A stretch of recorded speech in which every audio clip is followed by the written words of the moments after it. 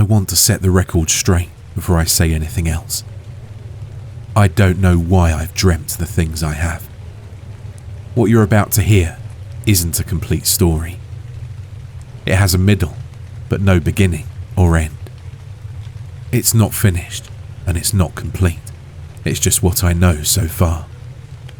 The point is, I can't tell you what any of this means. I don't usually remember my dreams. My gut reaction is to tell you that I don't usually dream. But everything I've read says that everyone dreams, every night. You just don't remember them all. Assuming that's true, there's only a handful of dreams I've remembered throughout my entire life. In the last year, there have been 3. I've had each of these 3 dreams multiple times, and not always in the order I'm about to present them. I choose this order because I think it's the order that makes them easier to digest. I always have these dreams in the early morning, a few hours before I have to wake up for work, sometime around 5 a.m. I'll start with the rest stop dream. It begins in a public restroom. It's filthy but usable. There are multiple stalls, and you can tell by the thin smell of cleaning fluid that it gets cleaned every few weeks or so, but definitely not every day. I'm washing my hands when the dream starts. The water's cold, but I don't have time to wait for it to warm up. I'm looking at my hands. I have a watch on my wrist. It's some cheap off-brand thing with a silver face and a dark blue band. I recognize it. It was the watch I used to wear in college years ago. I look up from the sink into the mirror. I see my face. I'm younger than I am now. Dream me must be 20 or 21. My skin hasn't cleared up, but I'm starting to grow facial hair and fill out a little bit more. I look tired. There are bags under my eyes. I've always had a pretty light complexion, but I look particularly pale in that bathroom mirror. I walk out of the restroom, and I'm at an old off-the-highway rest stop. The bathroom exits right into the parking lot. Although there's space for 20 or 30 cars, there's only one there. It's a red Subaru Outback. The paint's peeling on the side, and there's a dent in the fender. I recognize the car too. I used to drive one just like it. It was a hand-me-down from my dad. When I get in the car, I can tell it's my dad's by the smell. A weird mixture of dirt and Altoids mints. The car has trouble starting, and that frustrates me because I'm in a hurry. Except, it's not just that I'm in a hurry, it's that I shouldn't have stopped. It feels like I'm taking a huge risk. It's like I'm scared. The car finally starts, and the tension fades. I peel out of the rest stop and start hauling ass down the interstate. I recognize where I am because it's somewhere I've been before. It's the highway I drove between home and college. A stretch of I-70 out in western Kansas. I'm surrounded on either side by fields of wheat and corn. I pass a few farms and a field of windmills. This whole dream has to be when I was in college, as if it was a memory. I don't remember this rest stop. I don't remember this trip. But it's like I should.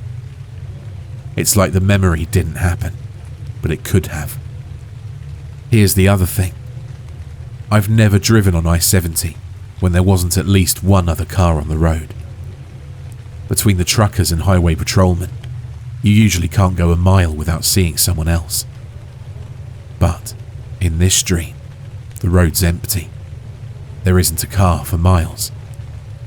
For some reason, I keep checking the rearview mirror, but there's nothing on the road behind me. The sky behind me is full of pitch black storm clouds. I'm not sure, but I think I'm trying to stay ahead of the storm. I don't know why, but I know it's important. As I'm driving, I eventually pass by a single house that's off the road. I'm not sure if this house really exists, but it looks like something that would exist off I-70. It's a dilapidated wooden shack with a covered porch and a homemade wire fence. There's a man standing on the porch. He's wearing grey overalls. He's got a faded baseball cap on, but I can't read what it says. He mouths words to me as I pass him. The car's moving fast enough that I shouldn't be able to tell what he's saying, but everything slows down as I drive past him. He mouths the words, "I miss it." Then, I wake up. This first dream has always unsettled me, but I don't know why. The worst part is that it's so familiar, but I don't remember anything like that ever happening to me. I've had that dream 5 or 6 times, and I'm still not sure where I'm driving to. But I know for sure that wherever it is, I need to get there right now. I started having the second dream around the same time as the first. It starts kind of like the first one ended. I'm behind the wheel of the red Outback. I'm on what I think is I-70, driving east. I can see in the rearview mirror that there are towering black storm clouds a couple of miles behind me. They're closer than they were in the rest stop dream. Anyway, the biggest difference between this dream and the last one is that I'm not alone anymore. There's a girl sitting in the passenger seat of the car. She's young, definitely early 20s. She has dark hair, but you can tell it's not her natural colour because it looks just a little too dark. She's got a really fair complexion and she's quite thin. The dark-haired girl has black bags under her eyes and her eyelids are half closed. She's pretty, but not beauty magazine pretty. More like girl next door kind of pretty. Her most striking feature is the bright red scar on her chin. It looks like it's recent. The strangest thing about her is that I've never seen this girl before. Someone once told me that all the faces you see of people in your dreams are people you've seen before in real life, because your brain doesn't create new facial patterns.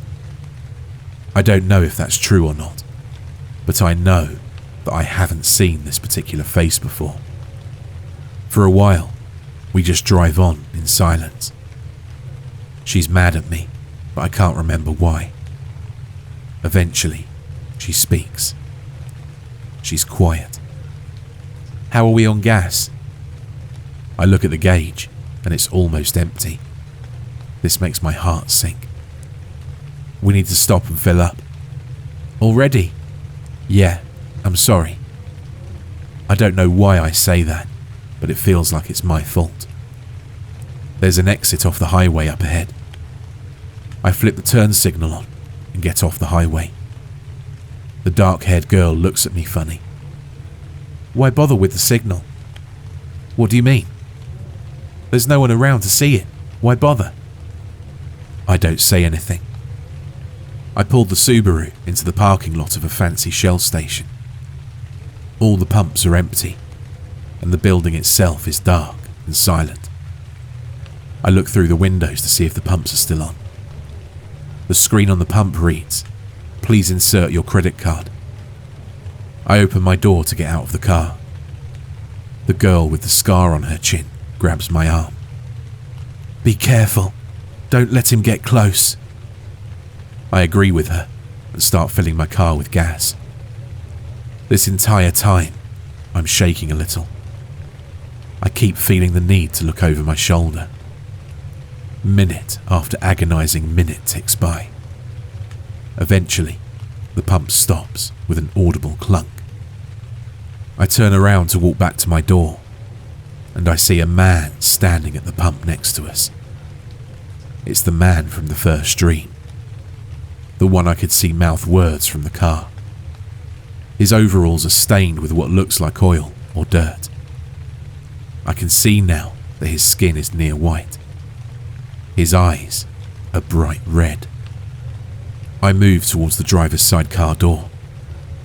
He's walking towards me, but he moves at an unnervingly slow rate.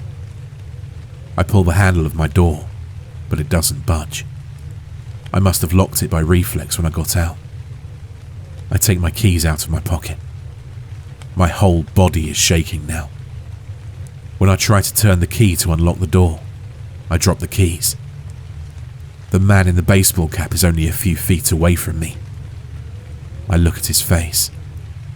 His mouth's open and he starts to speak. His voice is dry and scratches.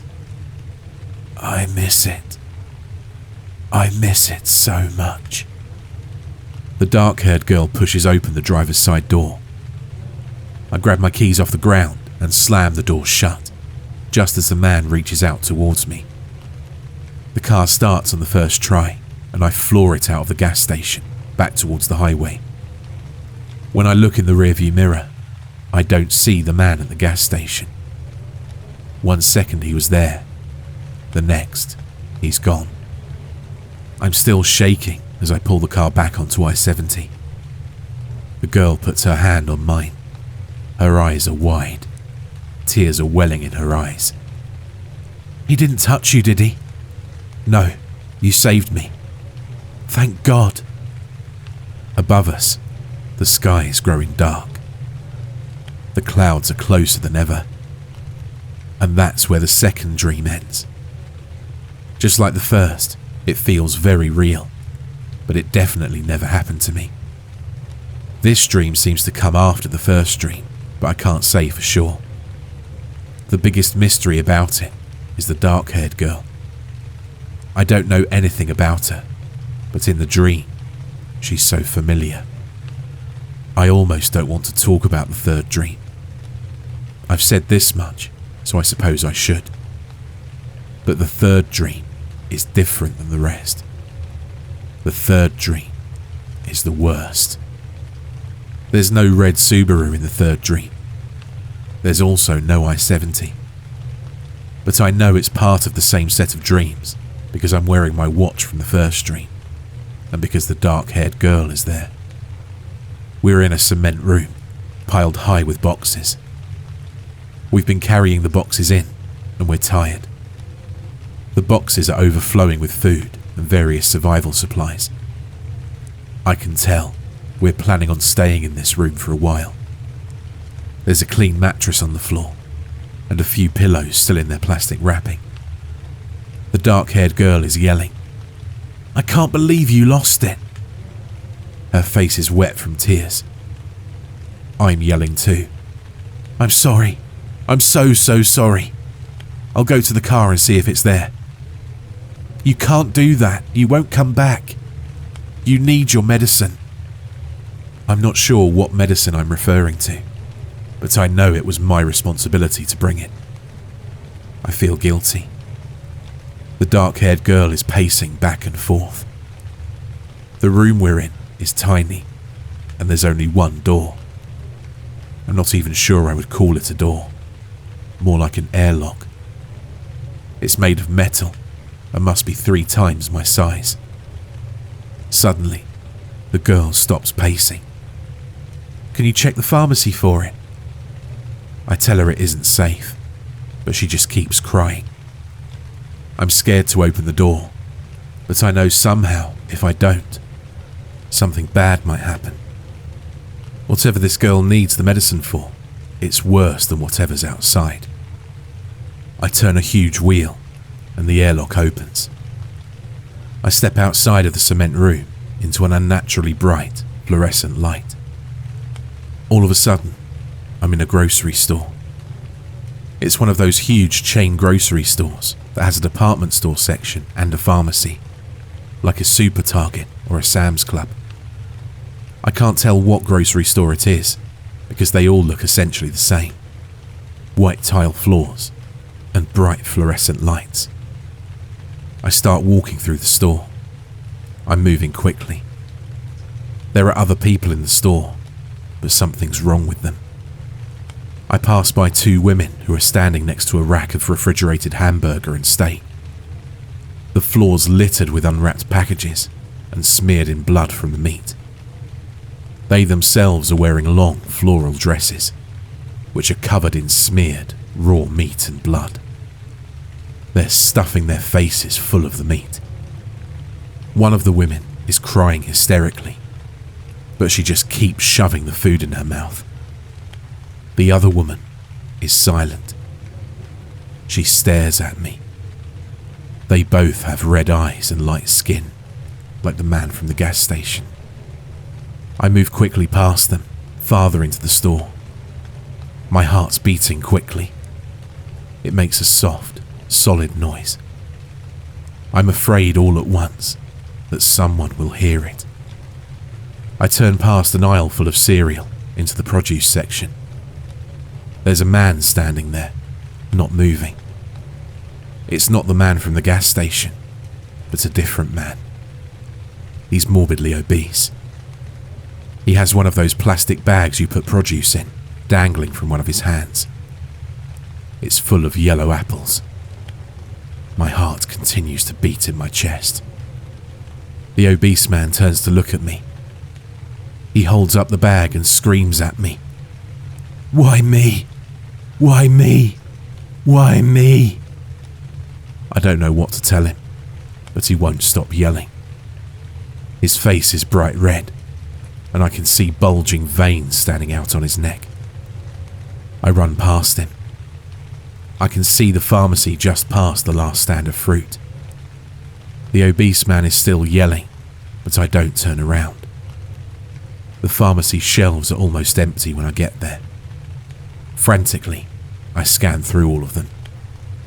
All I can find on the shelves is empty boxes and label-less pill bottles. My heart is beating faster every second that ticks past. At last, I turn a corner around the last aisle, and I see a single green cardboard box sitting on the bottom shelf. I breathe a sigh of relief because I know this has to be her medicine. I know it in my heart. The box has a red bow on it and no noticeable identification of what it is. But for whatever reason, I'm 100% sure it's her medicine. I reach down to grab the box, and I hear a voice behind me. "I miss it." I stand up hastily, turning my body and clutching the box against my chest. Standing in front of me is the man from the gas station. He doesn't have his baseball cap anymore, and I can see there are only a few tufts of hair on his head. His scalp is blistered, and it looks like there's a stitched up cut running the length of his forehead. "I miss it." As he says this, he's walking towards me. I start backing up towards the produce section. I bump into a pyramid of cans, and many crash to the ground. I wince at the noise. The thumping of my heart no longer concerns me. The pale man starts walking faster. He just keeps repeating the same thing over and over. "I miss it." I break into a full-on sprint. Behind me, the man starts running too. I'm trying to lose him at this point. I dart into an aisle of pet supplies, and he stays right behind me. His breath touches the back of my neck. All at once, I realize I can't outrun him. He looks old and weak, and I think I might be able to take him. When I reach the end of the aisle, I turn around and push my arms out in front of me, trying to knock him down. My hands strike his body. When I push, it's like pushing a brick wall. He doesn't budge at all. He slows down to match my pace. I keep backing up until I run into a wall. I'm cornered. I realize that when I pushed him, I dropped the box of medicine. It lays broken on the floor, a pink liquid leaking out of it. It's all over.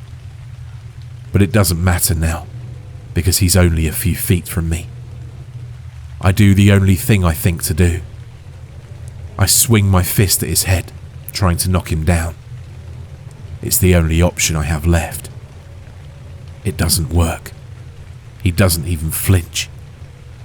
He grabs my arm with both of his hands. They're like vice grips. His face is only inches from mine.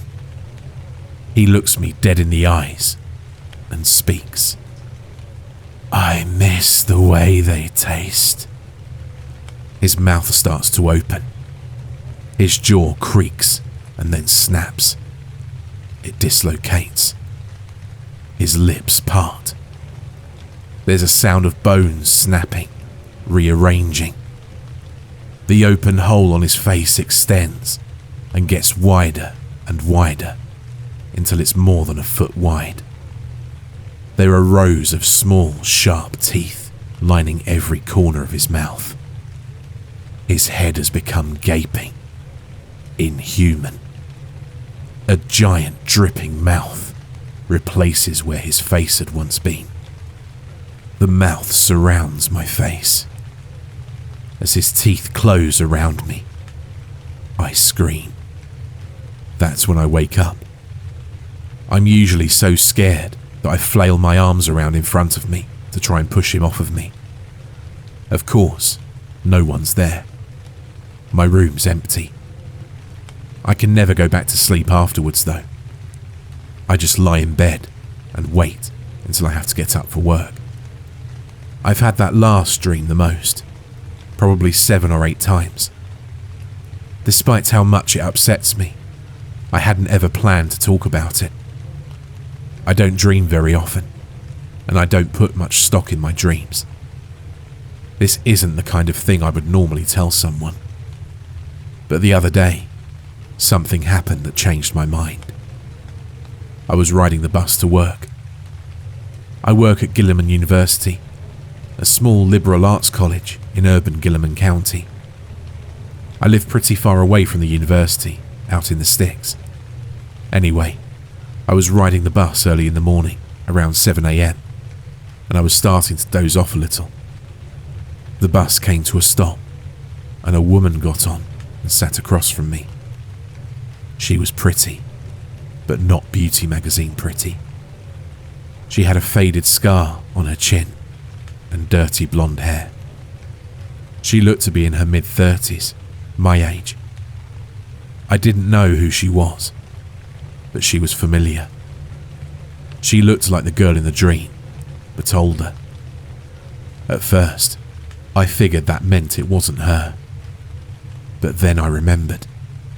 I was younger in the dream than I am now, so it would make sense that the girl was too.